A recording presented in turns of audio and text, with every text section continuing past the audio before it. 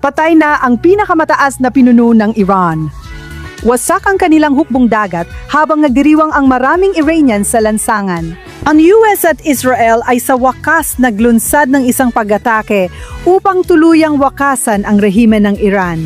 Ano ang sabi ng mga pinuno? O pakinggan natin si Pangulong Trump. Sa nakalipas na 36 na oras inilunsad ng Estados Unidos at ng mga kaalyado nito ang Operation Epic Fury. Tinaman natin ang daan-daang target sa Iran, kabilang ang mga pasilidad ng Revolutionary Guard at mga sistema ng air defense ng Iran. Kanina lang, inanunsyo na napabagsak natin ang 9 na barko, pati na ang kanilang gusaling pandagat. Patay na ang dating pinakamataas na pinuno ng Iran, si Ayatollah Khomeini. Kagabi, sa buong Iran, narinig ang mga tinig ng mga Iranian na nagdiriwang at nagsisigawan sa mga kalsada nang ianunsyo ang kanyang pagkamatay. Ako'y nananawagan sa lahat ng makabayang Iranian na naghahangad ng kalayaan na samantalahin ang pagkakataong ito, maging matapang, maging mapangahas, maging bayani at bawiin ang inyong bansa. Kasama ninyo ang Amerika.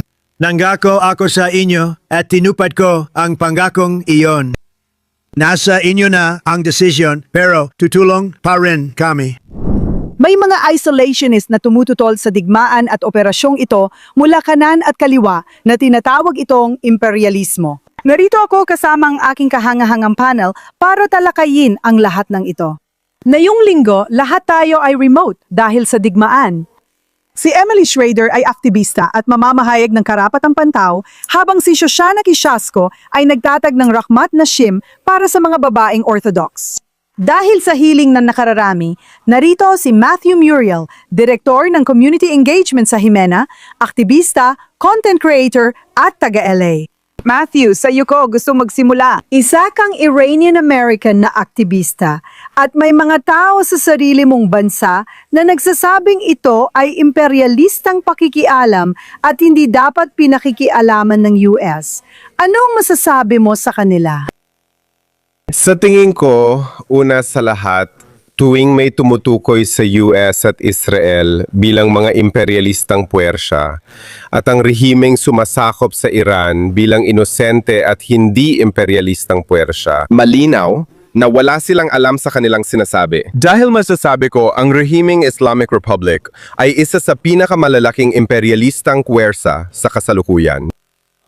Kapag tiningnan mo ang kahulugan ng imperialismo, ano ba ito? Ito ay kapag sa madaling salita, nagtatayo ka ng extension ng sarili mo sa labas ng iyong bansa. At kapag tiningnan mo ang ginagawa nila na tinatawag nilang sa totoo lang pag-export ng revolusyon, na wala akong maisip na mas tunog imperialistiko pa kaysa doon. May armas sila sa Lebanon, may mga galamay sila, mga tentacles sa Lebanon, sa Yemen, sa Gaza, kumakalat sila sa iba't ibang lugar. Kung iniisip ng iba na titigil sila sa gitnang silangan, niloloko lang nila sarili nila. Kaya oo, para sa akin, walang saysay ang buong usapan tungkol sa imperialismo. Hindi lang walang saysay, kundi sobrang kalokohan. Pero alam mo Matthew, may mga taong ganito. Alam mo, mga taong kailangan nating harapin. Ilan sa kanila ay magiging mga walang hiya natin na yon. Pero may mga taong lumalabas dyan at nagsasalita sa ngalan ng mga Iranian sa diaspora at ng mga Iranian mismo. Anong kapal ng muka? Ano? Ibig kong sabihin, hindi ako makapaniwala na hindi nila iniisip na racist yon na magsalita para sa ibang tao at sabihin, hindi, ayaw ito ng mga Iranian. Sino ba sila? Hindi naman sila Iranian. Karamihan sa kanila, hindi naman nila kilala, hindi nila kilala ang kahit sinong Iranian. At sa tingin ko, nagpapakita ito ng antas ng pribilehiyo at kayabangan ng mga taga-kanluran na hindi nila namamalayan na ginagawa na pala nila ito. Yung katotohanan na pwede kayong lumabas sa mga kalsada ng Amerika ng marami at basta na lang magpakalat ng galit laban sa bansang tinitirhan ninyo.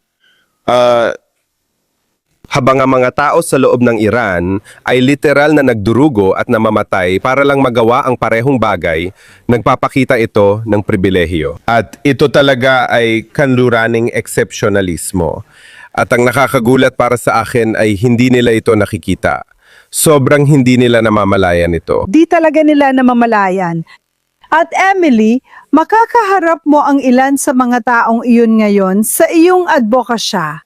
Pero Emily, alam mo, sa tingin ko, sa ngayon, 2 araw at kalahati na. At pagdating sa mga tagumpay ng militar ng US at Israel, sa tingin ko ay lampas pa ito sa inaasahan based sa mga ulat, kalahati ng kanilang mga missile launcher ay wala na. Wala na ang kanilang mga defense systems. Talagang nakakalipad kami kahit saan naming gusto, kami at ang mga Amerikano sa himpapawid ng Islamic Republic of Iran. Alam mo, magiging mahaba ba ang digmaang ito? Ano ang pakiramdam mo sa narating na natin sa loob lang ng 2 araw at kalahati? Sa tingin ko, kamangha-mangha ito. 2 araw at kalahati pa lang, pero parang 2 taon na sa dami ng nagawa nila. Talagang kahanga-hanga. At ang katotohanan na nagawa nilang iligpit sa unang ilang minuto pa lang, ang 40 na matataas na opisyal at mga kumander ng IRGC, isa itong kahanga-hangang tagumpay. At ito ay isang bagay na dapat sana ay nangyari na noon pa. Pero sobra kong maasa at positibo tungkol sa hinaharap, dahil sa wakas ay mayroon na tayong leader. At binatikos ko ng husto kay Trump. Hindi ako, alam mo na, isang MAGA aktivista. Kailanman ay hindi ako naging ganon. Pero alam mo, ginawa niya ang tama. Ginawa niya ang tama. At alam mo, maaring medyo mabagal ito kaysa sa gusto natin. Pero magaan ang pakiramdam ko at sobrang positibo ako tungkol sa hinaharap ng mga Iranian. Sa tingin ko, tulad ng sabi niya, isang pagkakataong maaring hindi na dumating sa loob ng maraming henerasyon.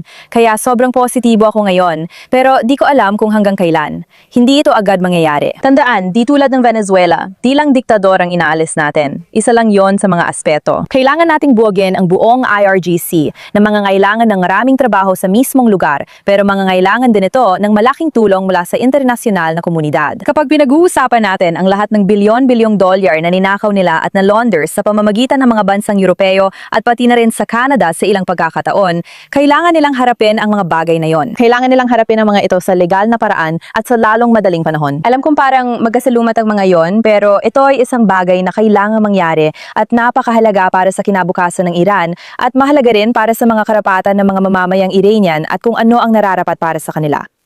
Oo. At alam mo, Emily, gaya ng sinasabi mo sa media nitong mga nakaraang araw mula nang mangyari ang pag-atake at ang tanong na paulit-ulit na lumalabas ay, oo, sige, hindi mo kayang baguhin. Hindi mo kayang pabagsakin ang rehimen mula sa Iran.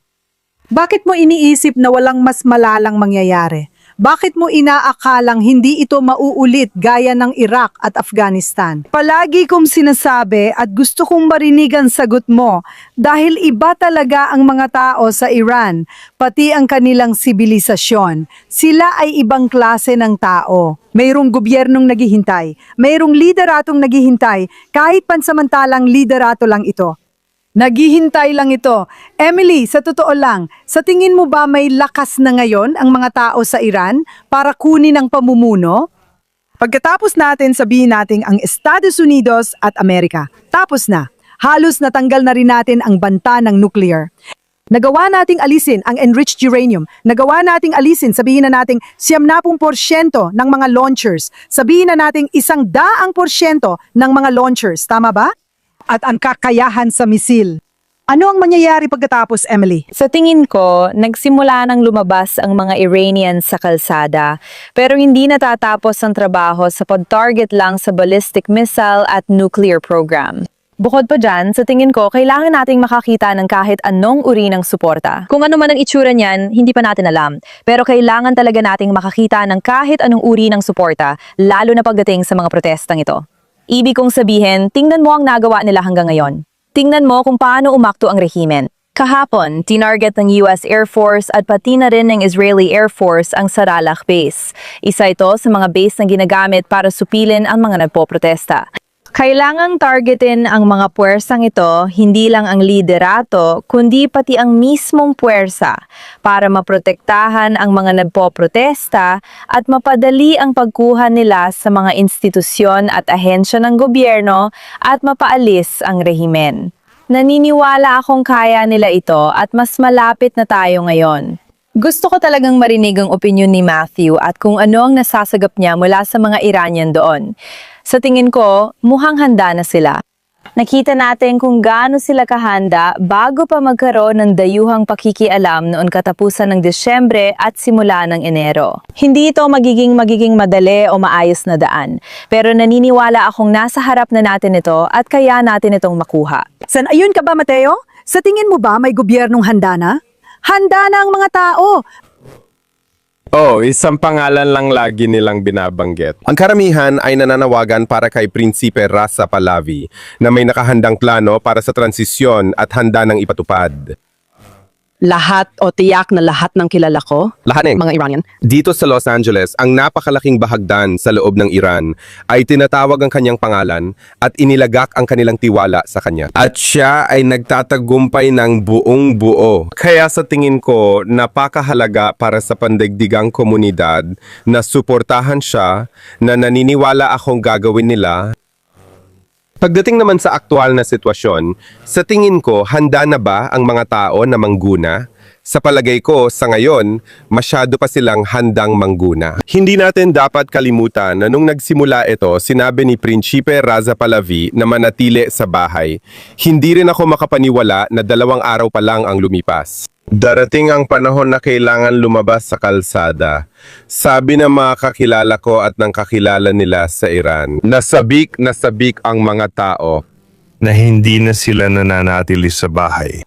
At ang problema, ang IDF at ang mga special forces ng Amerika ay hindi kayang tapusin lahat na kailangan nilang tapusin.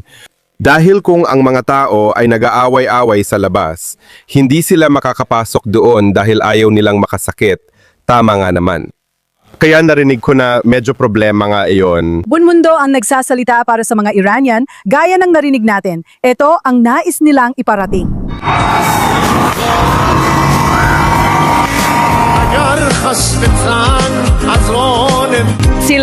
Si Khamenei. Tinamaan nila si Khamenei.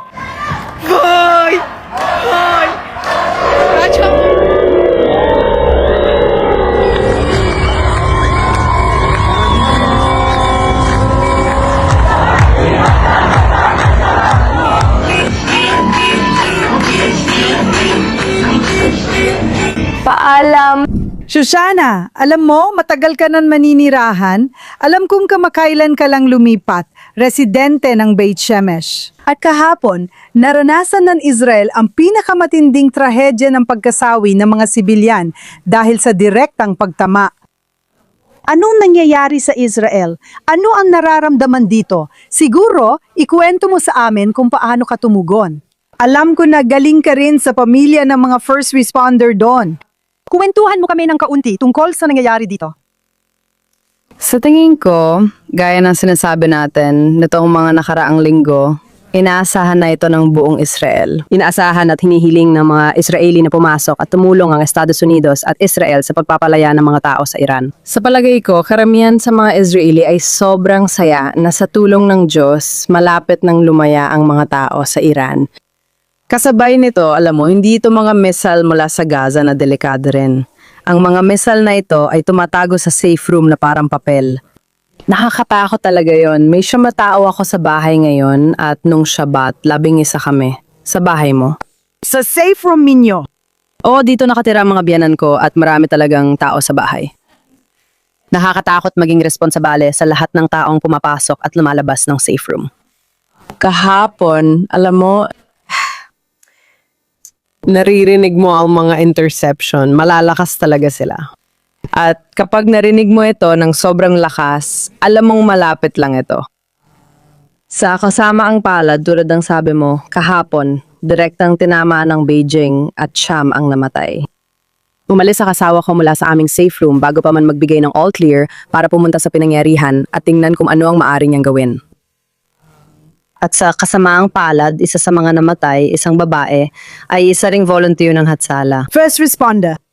First responder, Ronid Eli Meleth. Nanatili siya kasama ang kanyang ina na nakaratay sa kama na hindi kayang bumaba sa safe room.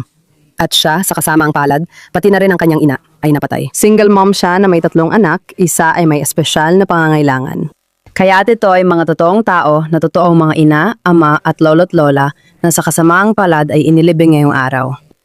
Sa isang banda, tingin ko sabik ang mga Israeli pero natatakot din na baka dumami pa ang biktima ng rehimeng terorista ng Iran na mukhang walang pakialam kung sino ang tinatamaan nila. Tama ka. Sa tingin ko rin, ang pagkakaiba ngayon ay talagang matindi ang tama sa golf. Pero hindi lang simboliko ang pagtama sa mga base ng Amerikano sa mga lugar na ito. Tina-target na rin nila ang mga hotel, mga civilian. Grabe talaga. At sa tingin ko, ito ay isang interesting na paksa para pag-usapan natin. Alam mo, sa isang banda, makikita mo ang lohika. Gusto nilang bigyan ng pressure ang mga bansa sa Gulpo para bigyan ng pressure si Trump na isang kaalyado na tumigil. Pero sa tingin ko, sumobra sila sa ginawa nila dahil tina-target nila ang mga sibilyan. At sa totoo lang, kabaligtaran ang nagiging epekto nito. Ang mga bansa gaya ng Saudi at UAE ay nagsasabing ituloy lang at tapusin na ito. Matthew, sam-ayon ka ba? Ano sa tingin mo ang mangyayari? Dahil oo, ito ay isang taktika na ginamit na nila dati.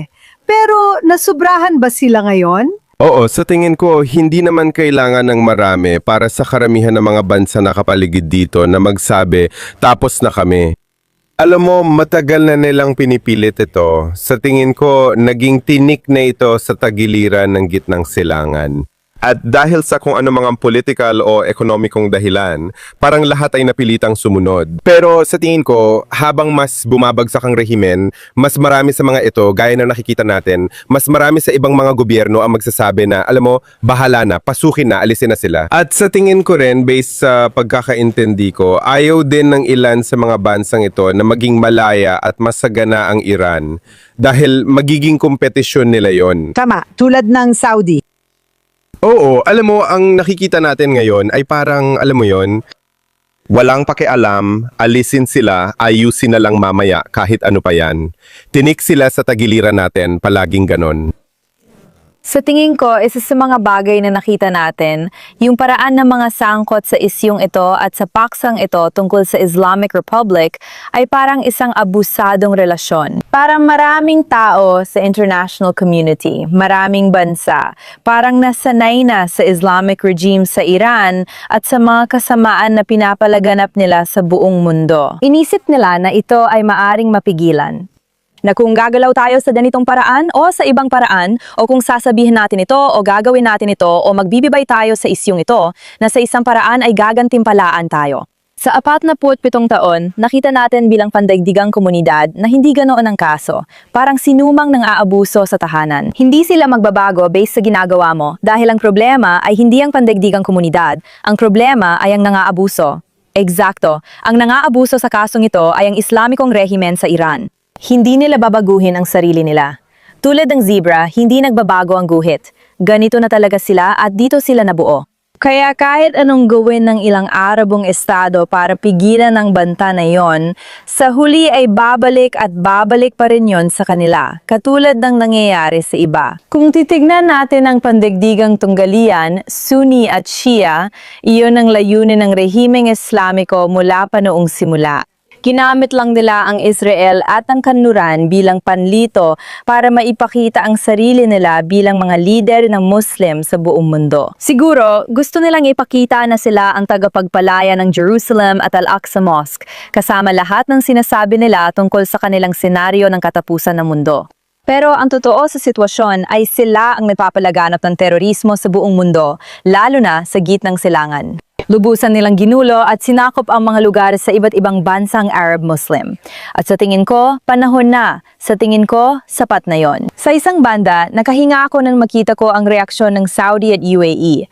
Siyempre, ayokong may masamang mangyari sa kanila. Pero ang mahalaga, malinaw nilang nakikita, pati na rin ng kanilang mga mamamayan, na ito ay ang rehimeng Islamiko sa Iran. Tama. Ito ang ipinaglalaban nila. Hindi sila anti-imperialista. Sila mismo ang imperialistang puwersya. Tama. At hindi lang yon, gaya ng sabi mo, Emily, matagal na nilang tinitiis ang ganitong pang-aabuso. Hindi lang sa mga mga kwento laban sa mga Sunni monarchy, sa mga Sunni moderate monarchy, tawagin na lang natin silang ganoon, kundi inatake rin sila. Inatake nila ang Saudi, inatake nila ang UAE, at palaging maliit lang ito noon. At palaging kunwari hindi ito nangyari, kontrolin natin ito. Sa totoo lang, ganito rin ang ginawa natin sa Hamas mula pa nung 2006 kinontrol natin sila. Tiniis natin ito. Nilaglag natin ang sarili nating mga tao sa Timog Israel, mga batang lumaki sa pagtakas sa mga silungan, dahil kaya nating kontrolin sila at putulin ang damo. Sa tingin ko, sugdulan na ito, sapat na ang paulit-ulit na pagtabas ng damo dahil di mo mapapalubag ang buwaya, gaya ng sabi ni Winston Churchill, kakainin ka lang nito sa huli. Yan ang nakikita natin. Sobra na, tama na, ito na ang sandali. Hindi natin dapat ipasa ito sa susunod na henerasyon.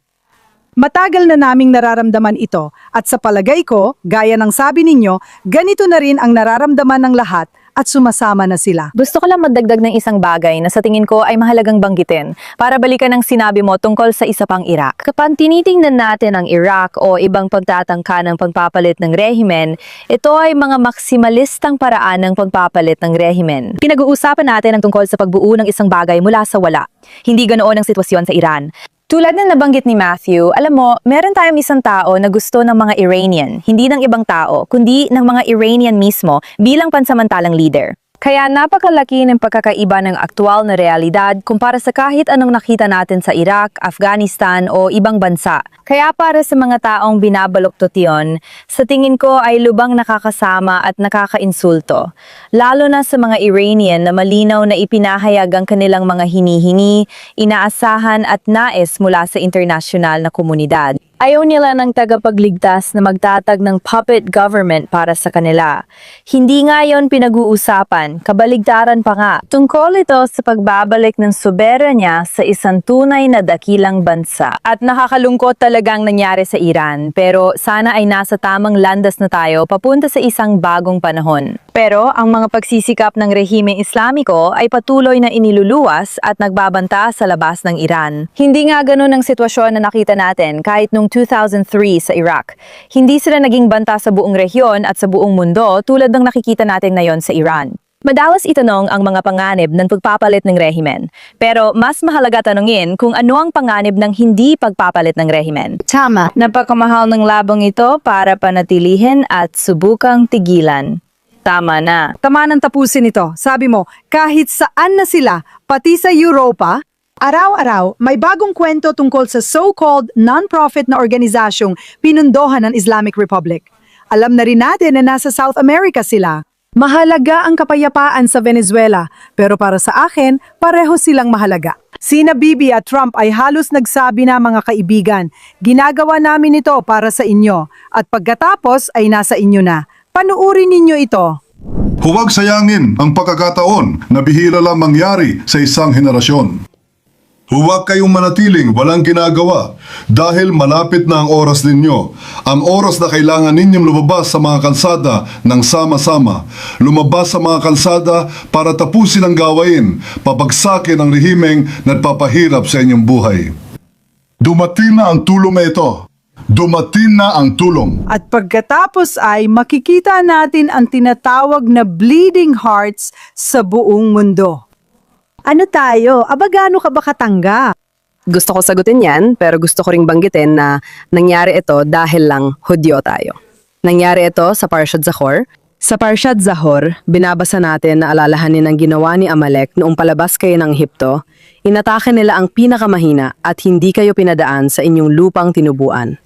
Binabasa ito ng mga Hudyo tuwing sabat na ito bawat taon, eksaktong panahon ng pambobomba natin. Sabi ng lahat, sa halip na ngayon taon, wala tayong hamantashin, kundi chameytashin, ang tradisyonal na biskwit na kinakain tuwing Purim bilang paggunita kay Haman, ang kaaway sa Persia. Iran. Kaya maraming simbolismo at talagang na-excite ang mga tao tungkol sa buong bagay na ito. At ang buong kwento tungkol kay Amalek sa Judaismo ay kailangan mong bunutin ng ugat, di ba? Yun ang sinasabi ni Emily. Hindi mo pwedeng patuloy na baliwalain ito. Masama ito. Patuloy itong lalago. Kung nakapagtanggal ka na ng damo sa harden, kapag tinanggal mo lang ang damo sa ibabaw, tutubo pa rin ito ulit. Kailangan mo itong bunutin mula sa ugat. At yun talaga ang kailangang mangyari ngayon. Oo, maganda ang ugnay nito sa idea tungkol sa mga nagsasabi. Pakinggan mo ano man ang nangyari sa paaralan ng mga babae. Kung sino man ang umatake, US, Israel o Iran, may paaralan ng babae na tinamaan, may batang babae at batang namatay, isang tunay na trahedya. Yung idea na ito ang pinagtutuunan mo ng pansin. Nasaan ka nun? Nung 10,000 mga nagpoprotesta ang pinatay sa mga kalsada. Nasaan ka nun? Noon sila ay pinuna, Nasaan ka nun? Habang ang mga kababaihan ay ginahasa at pinutol-putol ang katawan. Nasaan ka nun? Kaya hindi ako naniniwala sa sinumang sumisigaw tungkol dito ngayon kung tahimik naman sila tungkol sa Iran hanggang ngayon. 60,000 katao ang patay. At sa tingin ko, maganda ang paglipat natin dito at hindi kami sumusuko kahit na nasa gitna kami ng digmaan ang aming napakahalagang segment, ang walang hiya ng linggo. Dahil sa digmaan, dumami ang mga walang hiya. Matthew, matagal na rin. Alam mo, nung huli kang nasa palabas, yon ang huling digmaan sa Iran. Paalala ko lang, noong Hulyo, nasa palabas ka namin at kinakatawan mo rin ang boses ng Iranian diaspora.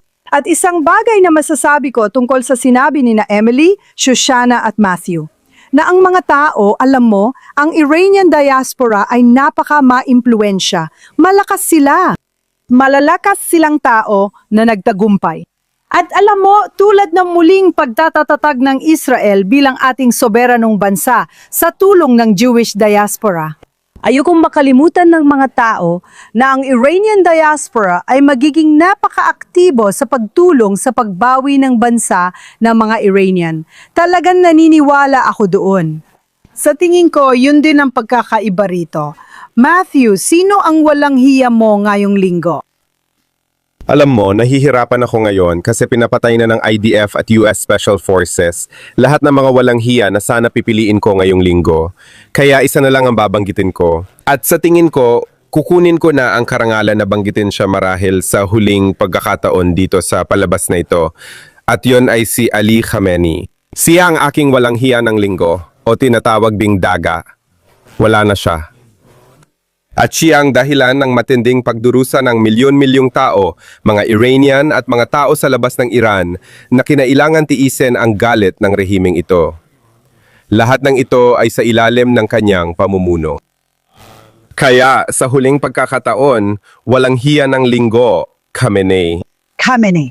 Bilang parangal sa kanya, gusto kong kumanta at hinihiling ko ang tulong ninyong lahat. Ding-dong, ang mga mangkukulam, masasamang mangkukulam. Ding-dongs! Oh, patay na ang masamang mangkukulam. Marami pang masasamang mangkukulam sa kasamaang palad. Pero siya ang pinuno ng masasamang mangkukulam. At gusto natin ng walang hiya na may masayang katapusan, Matthew. Kaya, salamat dyan. Emily, sino ang walang hiya mo ngayong linggo? Ang walang hiya ko ay laging nagrereklamo sa maliliit na bagay para ilihis ang atensyon mula sa mas malaking issue. Jenk, na madalas kong nakaka-debate kay Piers Morgan, paboritong masamang tao ng lahat. Kaya nagsimula siya ng inanunsyo ang digmaan na ito sa pamamagitan ng isang mahabang rant sa social media tungkol sa kung gaano kasama na nagsimula ang digmaan. Itinulak tayo ng Israel sa walang kwentang digmaan. Lahat ng masama ay kasalanan nila. Wala talagang interes ang Amerika dito at 8 sa 10 Amerikano ay tutol. Una sa lahat, mali ito. Binanggit niya ang survey nung Hunyo na nakaraang taon na kasabay ng ibang pag-atake. Ngayon, halos 50-50 na ang resulta ng mga pinakabagong survey. Hindi naman talaga popular, aminin ko, pero siguradong hindi 8 sa 10 Amerikano. Nakakabali para sa isang Amerikano na sabihing hindi ito mahalaga sa Estados Unidos. Pinag-uusapan natin ang isang rehimen na pumatay ng mahigit 800 Amerikanong mamamayan, aktibong gumagawa ng ICBMs at nuclear program, at itinayo ang rehimen sa layuning sirain ang Estados Unidos. Meron silang isang museong nakalaan talaga para ipakita kung gaano kasama ang Amerika. Isipin mo, paano kung naglalakad tayo sa Amerika, New York, Washington DC, Los Angeles, at puro museo tungkol sa sama ng Iran ang makita natin? Sobrang obsessed nila sa atin. Obsessed talaga sa atin ang rehimeng yon, kahit hindi natin sila iniisip. Nakakabahala kasi laban sila sa atin anuman ang gawin natin.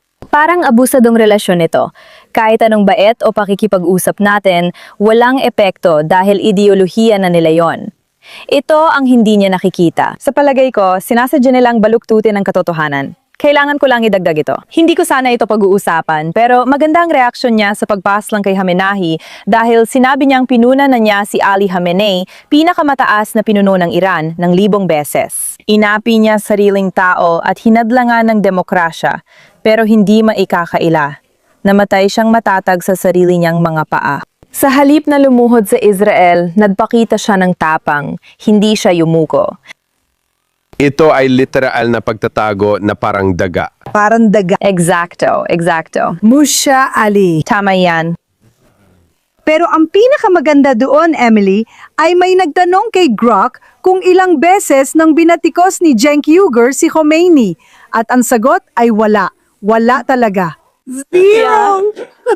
Mahilig talaga silang sabihin ito. Mahilig silang magsabi ng, oh, hindi naman ako tagahanga ni X. Galit lang talaga ako sa Israel. Oh, hindi. Ayos lang maging Briton. Ayos lang maging Briton. Basta galit ka sa ilang mga Hudyo, ayos ka na. Tama. Tama. Kaya siya ang aking walang kwentang tao ng linggo. Emily, karapat dapat talaga siya, lalo na ngayong linggo. Shoshana, ikaw naman? Ay, may dalawa ako. Dalawa para sa araw na ito. Dalawa ang napili kong scumbag. Sa totoo lang, Sigurado ako naging scumbag ko na sila nun, pero matagal na yan. Tahimik sila nito mga huli. Pero sina Rashida Tlaib at Ilhan Omar, ilang taon na ang nakalipas. Sabi ko, wow, magiging interesting ito. Ang mga kongresista, interesting pero sa maling paraan. Si Tlaib, syempre, lumabas pero di nagsasalita tungkol sa Iran. Wala rin magsalita sa kanila tungkol sa mga babae, lalaki at batang Iranian na pinatay sa lansangan ilang linggo na ang nakaraan. Pero ngayon, nagsilabasan na sila. Ayon kay Tlaib, adik ang gobyerno ng Israel sa pagpatay ng bata. Iyan ang tweet niya. Yeah. At si Ilhan Omar, maganda ito. Inatake ng US ang Iraq sa Ramadan. Nakakasuka na muling atakihin ng US ang Iran ngayong Ramadan. Parang palaging gusto ng US umatake sa mga bansang Muslim kapag Ramadan. Kumbinsido akong hindi ito dahil sa ginawa ng mga bansang ito laban sa pandaigdigang batas, kundi dahil sa kung sino ang sinasamba nila. Well girl, kung ang ibig mong sabihin ay sinasamba nila ang kamatayan, tama ka. Sinasamba nila ang kamatayan at kaya hinahabol sila ng Amerika at Israel. Sige. Gusto ko lang ipaalam, nagdeklara ng digmaan ng Pakistan sa Afghanistan. Hindi nila alam Ramadan pala. Baka gusto mong tawagan sila para pag-usapan kasi naglalaban na ngayon ang Afghanistan at Pakistan, parehong Muslim na bansa. pero Let's can I chime in on Israel? inatake tayo sa Simchat Torah.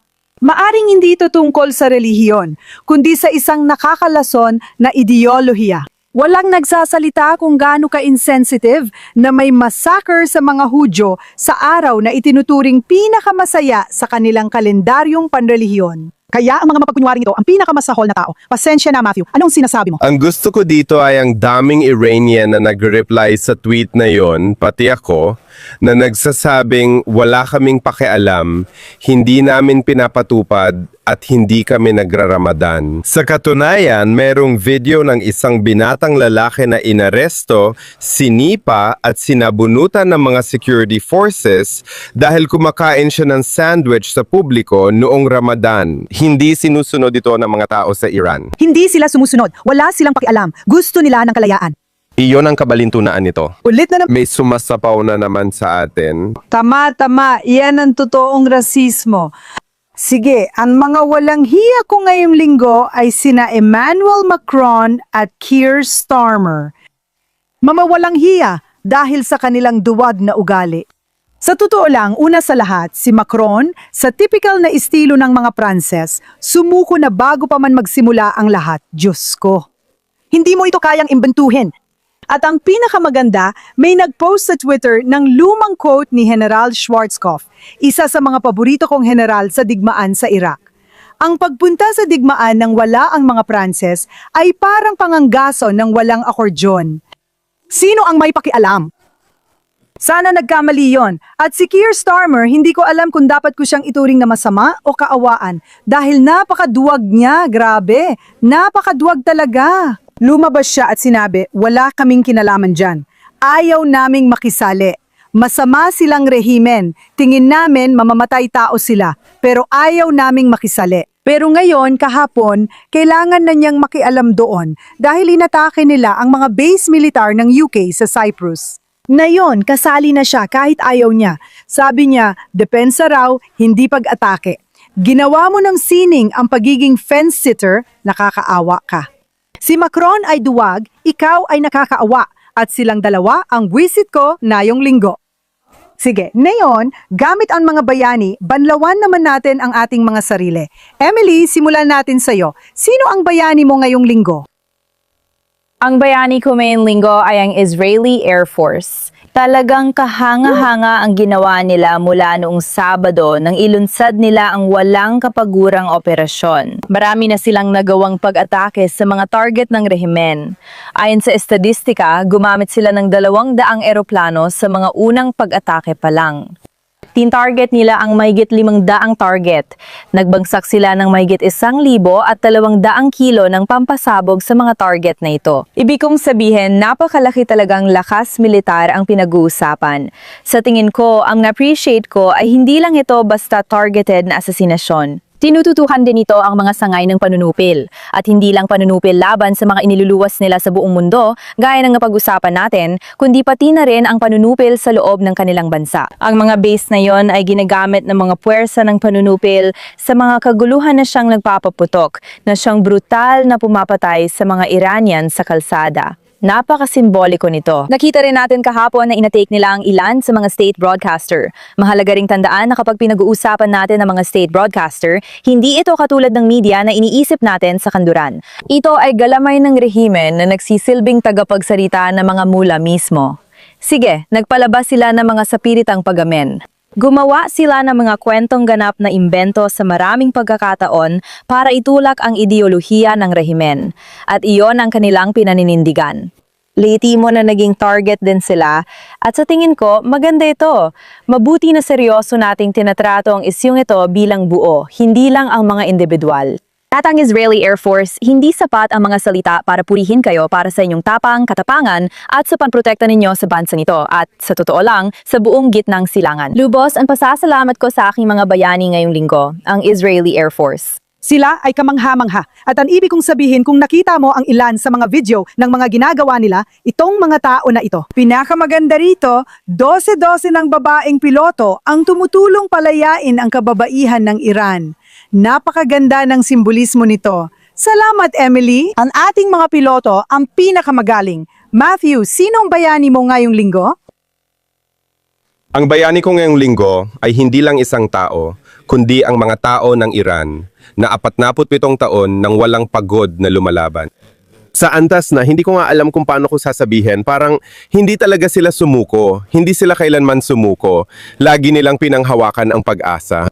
At para sa akin, karapat dapat silang tawaging mga bayani. Sinusundan lang namin ang kanilang halimbawa. Alam mo, tinitingnan ng mga tao ang ginagawa ni Emily o ang ginagawa ko o ng iba pang mga tao na nagtatrabaho sa larangan ng aktivismo para sa Iran. Palaging sinasabi ng mga tao sa akin, maraming salamat at hinahangaan nila ako sa ginagawa ko. Tinatawag nila akong bayani, pero para sa akin, hindi ako bayani. Sinusundan ko lang ang kanilang halimbawa.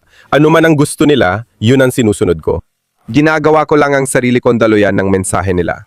Sila ang tunay na bayani at patuloy na lumalaban sa loob ng maraming taon. Kung hindi dahil sa kanila, siguro wala sa atin ang kikilos. Kaya ang mga mamamayang Iranian, Ibig kong sabihin talagang kamangha-mangha ang mga kabataan at ang tapang na ipinakita nila sa paglabas sa kalsada, alam ng marami sa kanila na mapapatay sila, alam nilang mapapatay sila. At alam mo Matthew, nakatanggap ako ng napakaraming mensahe mula sa mga tao, mga kabataan sa Iranian diaspora na bumabalik, alam nilang maaring mapatay sila, pero bumabalik sila para sa huling laban ng paglaya. Kaya talagang karapat-dapat sila. Sushana, sino ang mga bayani mo ngayong linggo? Halos pareho kay Matthew. Ang mga bayani ko ay ang mga tao ng Israel na, alam mo, dito nagsimula ang lahat noong Shabbat gaya ng nabanggit natin. At nakatira kami sa isang bayan na karamihan ay relihiyoso.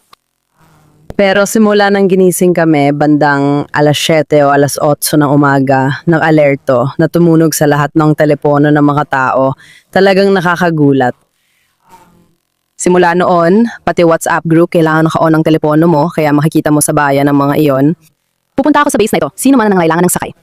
Pupunta ako sa base na ito. Pinag-uusapan ninyo ang mga ama, mga batang anak na lalaki, at mga inang umalis sa bahay at iniiwan ng mga anak dahil tinawag sa serbisyo. Sa tingin ko, tinawag ng Israel ang 100,000 reservists simula Shabbat at agad silang umalis, 'di ba? Parang biglaan silang umalis.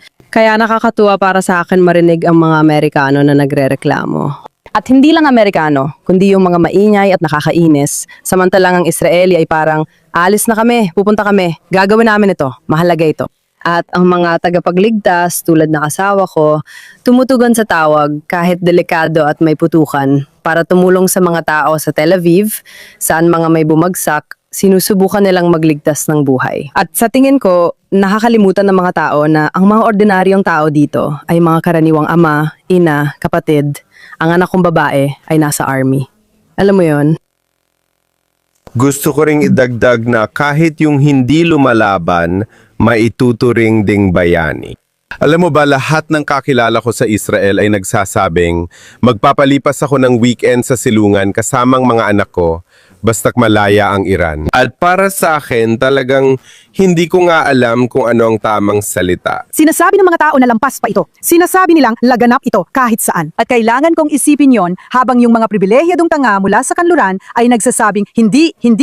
Alam mo yon? At kung paano naman yung mga tao sa rehiyong ito ay nagsasabing gawin natin ito dahil ito ang kailangan nating gawin para sa sangkatauhan. Talagang kamangha-mangha, Jojana. Kinuha mo ang mga bayani ko kasi gusto ko sanang piliin ang mga tao ng Israel. Ayos lang, mahal, may 2 pa akong bayani na idadagdag. At si Lava Mohaidam, Pangulong Trump at punong ministro Netanyahu, sila lang ang mga leader sa buong mundo. Palagi kong sinasabi at sinasabi ko ito palagi sa media, masyadong maraming Chamberlain at kulang ang mga Churchill. Lahat ng leader sa Europa ay Chamberlain. At lahat ng iba pa, si Chamberlain ang dahilan kung bakit nawala ang milyong-milyong tao sa ikalawang digmaang pandigdig dahil pumayag sila at pinaamo nila ang isang halimaw. Ngayon, habang ang mundo ay kinukonsinti sa Islamic Republic, si Netanyahu na matagal nang nagsasalita tungkol dito ng 20-30 taon at si Trump na mas madali sanang sabihin sa kanya sa politika na, alam mo, hindi ko problema yan. Oo, pumatay ang Islamic Republic ng 1,000 Amerikano. Pero sino ang nakakaalala? Baka hindi ito pinakamainam sa politika para sa akin. Pero ginawa niya ito dahil iyon ang tamang gawin. Nang tumawag sina Jared Kushner at Steve Witkoff noong Huwebes at Biyernes, sinabi nilang hindi seryoso ang mga ito sa negosasyon at sinasayang lang ang oras ng lahat. Nagsisinungaling pa sila. Nang matanggap ni Trump ang abisong yon, na malamang alam na rin niya, sinabi niya na tama na, sapat na. At noong Sabado ng umaga, talagang ang naging mga Churchill sila ng ating henerasyon. At dahil sa mga rason na yon, sina Pangulong Trump at punong ministro Netanyahu, by the way, isinisigaw ng mga tao sa Iran ang kanilang mga pangalan at sinasabi, "Salamat, Bibi." Tinatawag siya ng mga tao ng Iran na Bibi June. Ibig sabihin ay minamahal na Bibi. Sinasabi rin nila, Trump, mahal namin si Trump. Nasa tama kayong panig ng kasaysayan. Kayo ang mga leader na kailangan namin ngayon. Salamat mga bayani ko kayo ngayong linggo. Karapat dapat kayong purihin. Sana sa susunod na linggo, matapos na ang lahat. Ipinagdarasal namin na maging mabilis ito. Sana maliwanagan ang IRGC at sumuko na sila. Nag-alok na si Trump ng immunity para sa inyo. Tanggapin nyo na.